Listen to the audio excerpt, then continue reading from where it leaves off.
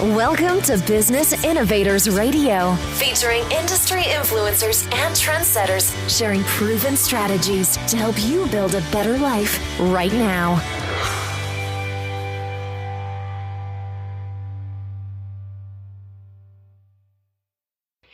Welcome to Positive News Now. I'm your host, Gail Nowak. Today, our guest is Dr. Terrlyn Avery, creator of Pastology, a cutting-edge field that focuses on the synergy between pastoring and psychology. Terrlyn's a pastologist, TEDx speaker, author of the book Sacred Intelligence, The Essence of Sacred, Selfish, and Shared Relationships, and host of Sacred Intelligence TV. Terrlyn is also an international retreat leader and facilitator of advanced therapy and workshops, who has been featured on Rust College Public Radio, Voice America, and the Peak Fearless podcast, to name a few.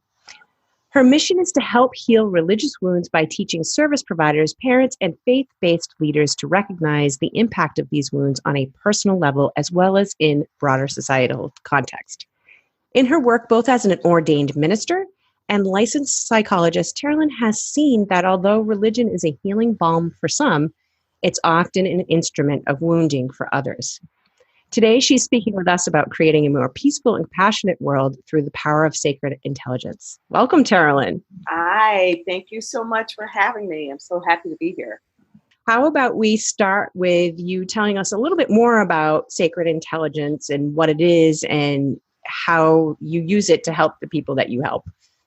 So sacred intelligence is really about our ability to tap into our own inner divine wisdom, our own sacred selves, in order to help us to really manifest the best in us, in order for us to help other people manifest the best in them. Because, you know, that saying, no man is an island or no person, and we're all here to be in community with one another, but we can't help one another unless we first learn how to help ourselves. And so for me, that's about tapping into this source that is within us that will help us to say, is this choice a choice that's going to be the best choice for me? Is it a choice that's going to help me to be thoughtful about manifesting my own greatness? And when we're able to tap into that sacred intelligence, it will help us to be thoughtful about what we do to ourselves, what we do to other people, and what we allow other people to do to us. And so when I work with individuals, I typically start by helping them to really learn how to tap into that inner divine wisdom that we all have. Who exactly are you helping as your business has evolved over the years? I do work with transformational leaders, and I also work with other individuals who might be solopreneurs or people who are just really looking to transition from one phase to the next phase. They're moving up to that next level. And often I work with people who already have a bit of spiritual insight, and it's really about helping them to go deeper into their spiritual connectedness. And in so doing, how do they use their faith to help them move into that next level of their lives? But I also have a really, really special interest in working with people who've been wounded by religion. And so I am evolving that part of my practice as well, because in my private practice, as a therapist, I've run across so many people who've been wounded by religion. And I then started to see it even with the clients that I coached, that there'd be some religious wounds that were there as well. And folks had no idea how those wounds were impacting their growth in their business. And on a positive note, because it isn't just about the wounds of religion, but again, how does our faith help us as we're moving and transitioning into other phases of our lives? How do we be true to what our values are, and how do we display those in the way that we work with other folks? So it's continuing to evolve even as we speak. So can you tell us a little bit more about specifically what those wounds can look like, either directly as a result of religious wounding, or, I think we've talked about this before. We've all experienced some sort of trauma or wounding in our life, whether it's trauma with a big T or trauma with a small T. So how does that come up for the people that you work with? And do you see that there are certain patterns? Is it kind of the same type of wounding? Does it vary? Like, what's one of the biggest problems that you help your clients solve? Yeah, that's really a great question too, because trauma looks the same, whether it's religious wounds or whether it's some other major trauma that we've had. The symptoms can actually mimic one another. But here's the thing about religious wounds that can happen. So I've worked with people where they've had the big trauma, as you said, trauma with a big T, versus the subtle trauma that people don't even recognize how it's impacting them. So some people, when they have grown up, and let me just pause to say that this isn't about bashing religion at all, because I am an ordained minister in a Presbyterian church, so I believe wholeheartedly in religion, in the sense of a faith community, and I believe in the religion doctrine of my faith.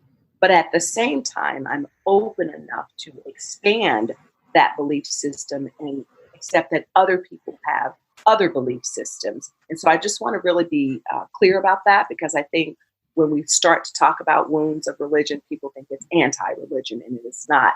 But it really is about us taking a look at what are some ways that we've learned some things through our religious practices or doctrine that do not serve us. And then what are some ways that are just blatantly harmful? So, for example, I was talking actually to someone very recently who was an entrepreneur, and they specifically called me because they knew I worked with people who were wounded by religion, and said, I experienced a lot of trauma growing up. There were a lot of rules around religion for me. There were a lot of things that I was supposed to do or not do as a woman. And my family actually put limitations on me. And also there was a bit of emotional abuse associated with it as well, which led to being involved in relationships that were abusive as well, emotionally abusive. But what this individual said to me is that I find myself, even with the success that I've had, I'm always second guessing myself. I'm always doubting. I don't have enough confidence. And so when I engage with folks and I want to go to that next level, I'll think, I don't deserve this. I'm not supposed to have this. I'm supposed to be over here in this corner of the world. I don't measure up to these people. So there's a lack of self-confidence that happens with folks. There's a lot of guilt and shame that happens, and that could happen with trauma with a big T or trauma with a small T, as you said, because we don't know how subtly these things are deep down in the foundation, in the core of what we believe in. So I know that's a long way of answering the question that you asked, but it's really a complex answer, actually. I've also dealt with people who have had concerns about making a particular amount of money because they believe that only there's a scripture from the Christian belief that says that it's very difficult for a rich man to enter into the gates of heaven, right? And some people will associate that then with, oh, I'm not supposed to make but so much money, or there's a scripture that says the love of money is the root of all evil. And so some people take that as, oh, I'm not supposed to make a certain amount of money. Well, it says the love of money. It didn't say you couldn't make money, but it's really your mindset around that money. I've had to uncover a lot of that with people and let them see how it's impacting them from moving forward in their lives. And to add with that, the other piece is when people have been wounded, sometimes they move away from the sacred. So a part of what I do when I work with people is to really help them to tap back into the sacred. And how do they learn to then go deeper into that relationship with the sacred and learn that they are divinely created and loved unconditionally. And really there's nothing that can separate them from that love. And so I want to help them to distinguish maybe some of the things that they've learned from that's kept them from tapping into that inner divine wisdom. So what are some of the outcomes that your clients have experienced or achieved after, looking at these issues and maybe not even thinking that they needed to look at these issues and after having worked with you?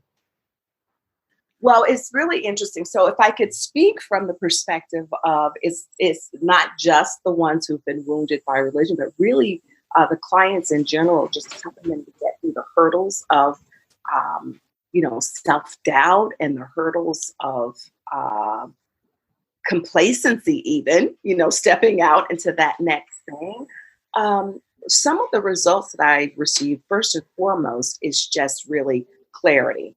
And I know a lot of people talk about clarity in their coaching businesses and practices, but there's something to be said when you can deal with the human psyche and you can look at the clarity around how some of these issues develop. So I'm a little bit different than many sort of mindset coaches. I do work to help you with the mindset, but we go like really, really deep in terms of me giving them tools to help them to strengthen who they are as individuals. Because being a psychologist and a pastor, and I'm a cognitive behaviorist psychology, I was trained in that modality.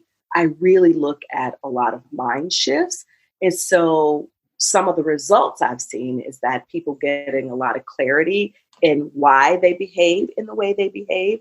I help them to look at how their emotions are tied into their decision making, and I help them to become more emotionally savvy. And once they can get rid of the emotion that's associated with their decision making and really learn to come from that place of inner wisdom, it results in really more freedom. And I keep going back to that word competence, because when you are confident, you're confident in your decision making, so that when you're trying to decide, is this next move right for me, your emotions aren't tied up in it. You're going to that grounding place to decide what your next step should be. So I've had individuals, in my time of working with them, who decided to, for instance, I had one woman that I worked with just over a weekend retreat. And she said, when I leave this place, I'm going to put my hat in the ring to become a judge, because she was already a lawyer.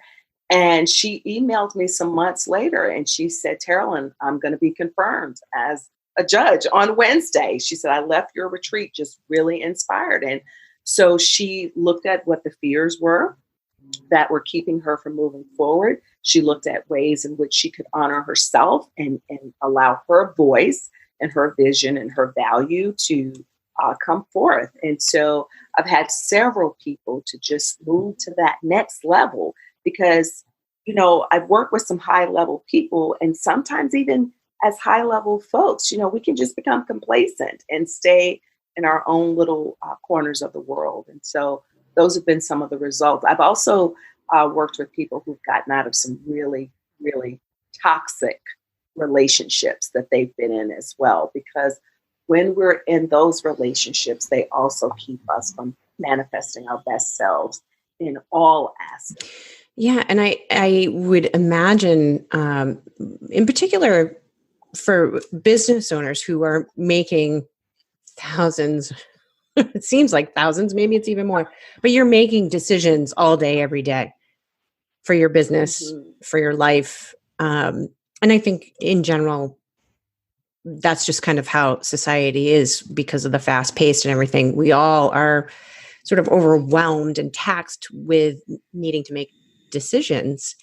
So being able to slow down and tap into that inner wisdom or that inner guidance, that inner knowing, that just must be a huge relief for your clients to be able to sort of settle into that and then start to see the results of, hey, I'm making decisions from within, and I'm making good decisions.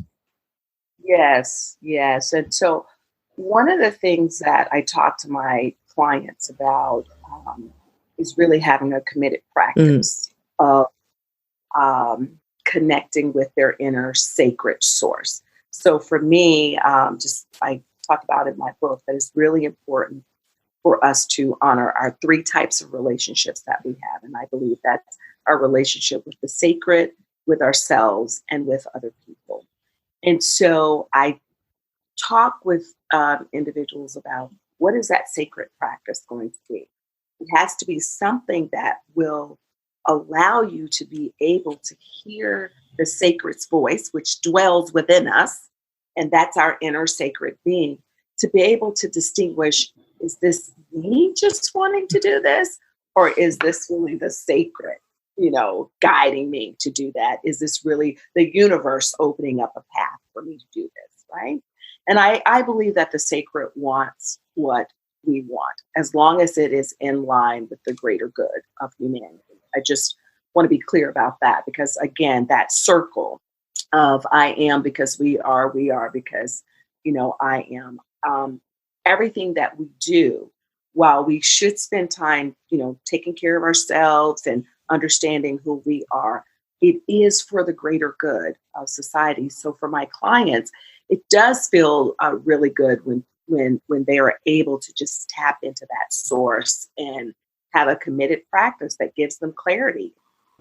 Here's some of the myths and misconceptions that you run into when you're talking about this idea of tapping into your inner wisdom, having this relationship with the sacred and the selfish and the and shared relationships, and how that all works together. How do people react to that? So, couple of different ways. And I just want to just point out something when we say selfish, because that's in the title of my book, and I know it's provocative. The self is really about taking care of yourself and learning when to say no, and learning how to get rid of some relationships and things that are toxic for you and that doesn't allow you to manifest your greatness. So some of the things, though, that I run into in particular, sometimes people think that they can separate who they are.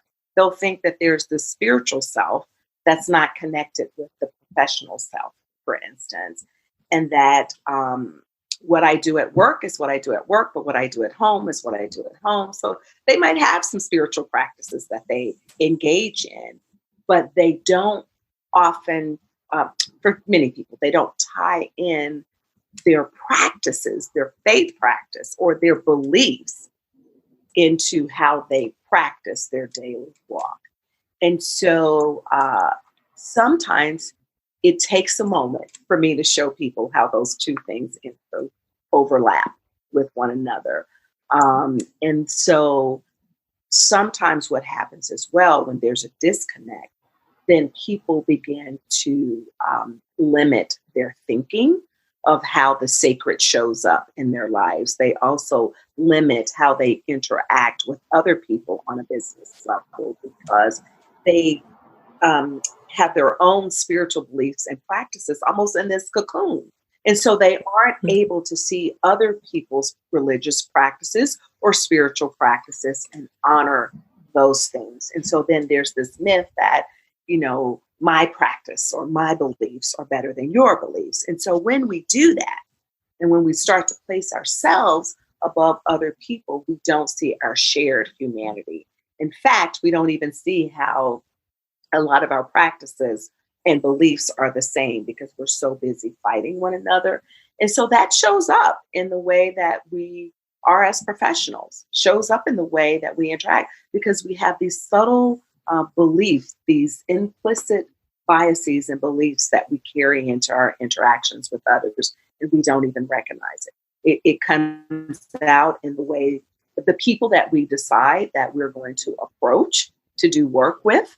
There's certain groups of people we'll make judgments about. And so some of the thinking around our hierarchy of religion or spiritual practices gets us into trouble spiritually, professionally, I'm sorry. The other thing is sometimes people have this myth or thought that if I take my practices into my professional uh, career or beliefs, that somehow people are going to think they're soft and that they're just woo woo. I've heard it a lot of times, especially with entrepreneurs, that they're like, oh, that's just woo woo woo. That's just heart centered stuff. I don't really need that to make my business go forward.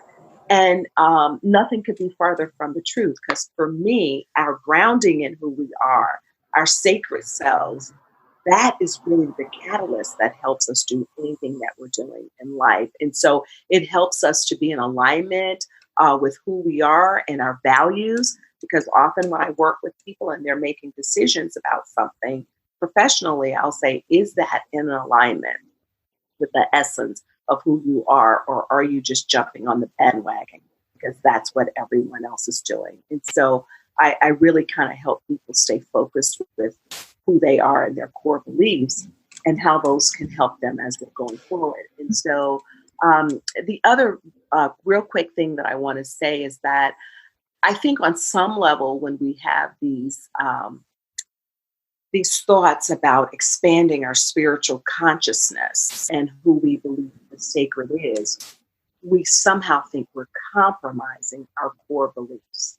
And what I say to people, because I expand my beliefs all the time and I connect with people who have other practices than I do, it doesn't compromise who I am as a Christian at all, because I don't feel threatened by who they are, what they think, and what they believe, but rather I use it as an opportunity to say, how does it expand my view about Christianity? How does it help me with some of the questions I have about Christianity? And how does it help me to understand the historical, critical context of how my sacred source was developed? And so, again, Gail, I know I answer the question.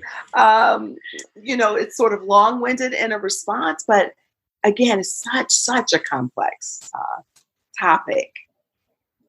I'm glad that you brought up the distinction, because I, from what I'm hearing, it sounds like you have quite a few sort of high achieving, driven clients who are perhaps more in that hard charging sort of frame of mind. And I know for me, that was kind of my mode of operations, and I'm still working on that too. But I was in a similar place of, hey, you just have to keep going. You got to grind, you got to hustle, you got to do. And my business really was the catalyst for me to understand that doesn't always work. Sometimes you have to actually really sit back and be in the flow of things. And that was a really, and ask for help. And not just ask for help from people, but ask for help from whatever it is, that greater source that you believe in, right? And it's interesting, because whether it's business or relationships or life in general, there's going to come a time where you're going to need to have faith, and whether you believe in God or not, faith is part of I believe that faith is part of the human condition. I mean, at some point you have to take a leap of faith. Yeah, and I so agree with you. And I always say to people, your beliefs can be whatever they are.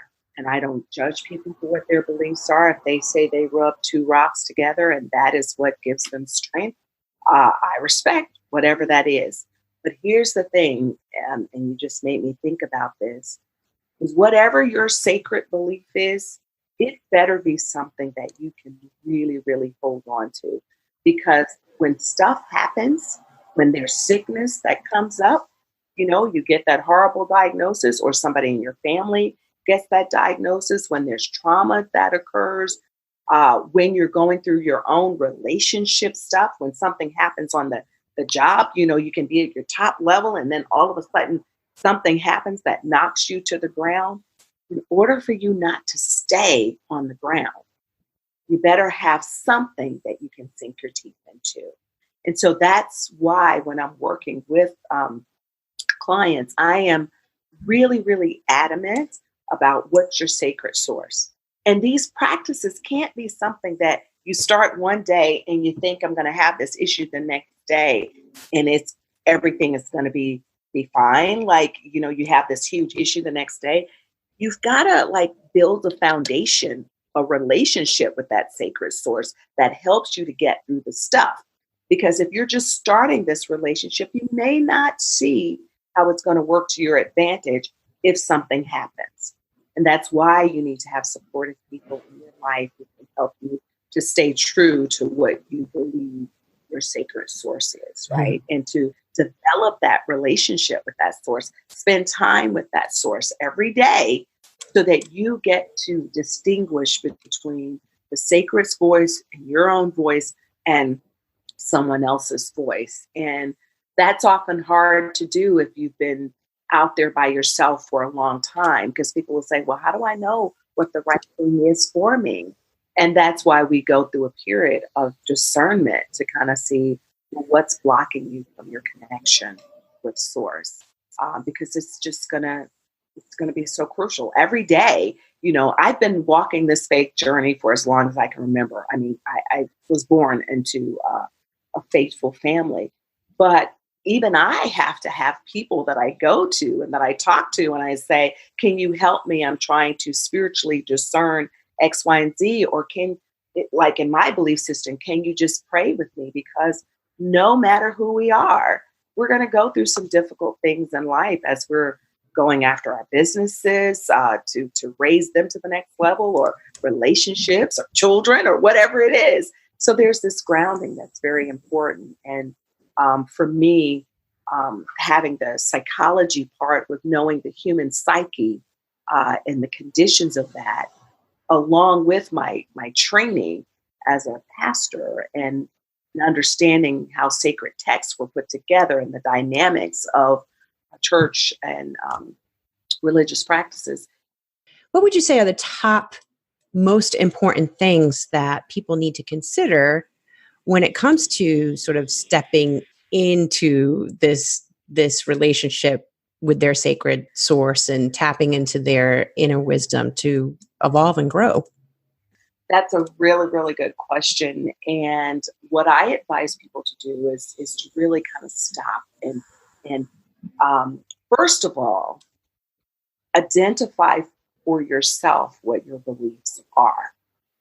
Do you believe in a sacred source? Do you not believe in a sacred source? Why or why not? Just ask yourself some questions, do some journaling around that. And then really just distinguish, what is it that I believe? And then once you get a sense of what that is, and again, sometimes that takes help with trying to discern all of that, think about how can you reimagine your sacred source? Okay, so if you think of your sacred source, a lot of times people think of their sacred source as the punishing, source that's out to get them because they live in this place of guilt and shame. Well, how can you reimagine that source for your greater good and for the greater good of other people? And then I invite people to really commit to a daily practice. So that is often not easy because it requires that you get up pretty early in the morning. I think because morning is that nectar hour. It's a great time for you to just sit with yourself. It's quiet time. It's a time for you to really go inward to kind of see what the sacred has for you for that day and for just your career or life as you're moving forward. And then think about how can you expand your concept of sacred. And those are just some really basic sort of things that I lead people through. Some people are farther along in their practice than others. And so we do some different things, but those I think are the most critical things for really just thinking about how you'll start to tap into your inner divinity a little bit more. And it's so interesting to me that you've taken these two different fields and merged them together. So what inspired you to create Pastology? so it's really so funny because sometimes they're really not that different in many ways. Because I thought about for a long time, I fought pastoring because I always said church people are crazy. At least when people come to me, because when I was in divinity school and I would say, I don't want to pastor a church because they're crazy. I remember one of my supervising professors said, but you're a psychologist. I said, yes, but the difference is when people come to me for therapy, they already know they have some issues to deal with. When folks get in church, they think that everything is fine. They don't have to deal with these issues anymore. And that's really not true. It's just that the church is a place where people come for healing, just like they do when they come into my practice. And so because I've noticed so many similarities with it, and because I absolutely love helping people and going beyond the surface level to really see how people tick and what influences their behavior, it was really just the melting of two loves. And I really, for a long time, even after I developed this whole thinking around pastology, I have really been thinking, how am I going to allow these two things to work on a larger scale? I don't want to just be a pastor over here to this group of people and a psychologist over here to these group of people. But how am I going to let my practice of helping people on a larger level, how am I going to merge those people? So I've just found a way of honoring my belief in the sacred and honoring my beliefs that we're all in this for the greater good and wanting to help other people, and came up with pastology. And really that's how sacred intelligence was also born too, because taking the sacred and then what I used to do a lot of testing, IQ testing. And so what I would do is, kind of looking at the IQ and looking at emotional intelligence and all of those things. That's how the term sacred intelligence was born in pastology. And what positive shifts have you experienced, whether in your business, with your clients, or even the world, as a result of melting those two loves together?